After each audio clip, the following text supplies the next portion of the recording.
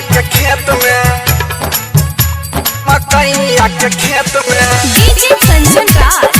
एक छौरी चले ना हाजीपुर खेत में, मकैया के खेत में, मकैया के खेत में एक छौरी चले ना मकैया के खेत में, एक छौरी चले ना मकैया के खेत में, हेगे माल चले ना मकैया के खेत में, एक छौरी चले ना मकैया के खेत में गम छबी छके लगो रही जैतो पेट में, गम छबी छके लगो रही जैतो पेट में, रही जैतो पेट में हेगे छौरी चले ना मकैया के खेत में, एक छौरी चले ना मकैया के खेत में, हेगे छौरी चले ना मकैया के खेत में। डीजे कंचन राज चले ना खेत में, मकैया के खेत में एक छौरी चले ना मकैया के खेत में, मकैया के खेत में चढ़ल जवानी गे रानी तोहर खिले लगता गे,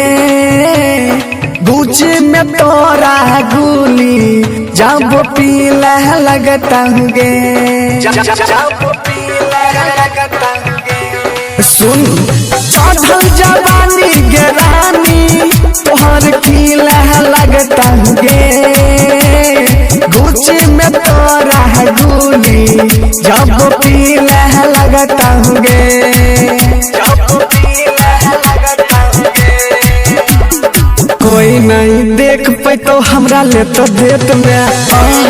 देख तो हमरा ले तो खेत में हेगे छौरी चले ना मकैया के खेत में, एक छौरी चले ना मकैया के खेत में गम छबी छके लगो रही जैतो पेट में, गम छबी छके लगो रही जैतो पेट में, रही जैतो पेट में हेगे छौरी चले ना मकैया के खेत में, एक छौरी चले ना मकैया के हाँ, हेगे छौरी चले ना मकैया के खेत में। डीजे कंचन राज मकैया के खेत में, मकैया के खेत में एक छौरी चले ना मकैया के खेत में, मकैया के खेत में भीता पे आई है बीता से अपना नाई पली है गे, जतना यटता पानी छौरिया सोई खली है गे, छौरिया सोई खली है गे भीता पे आई है बीता से अपना नाई पली है गे, जतना यटता पानी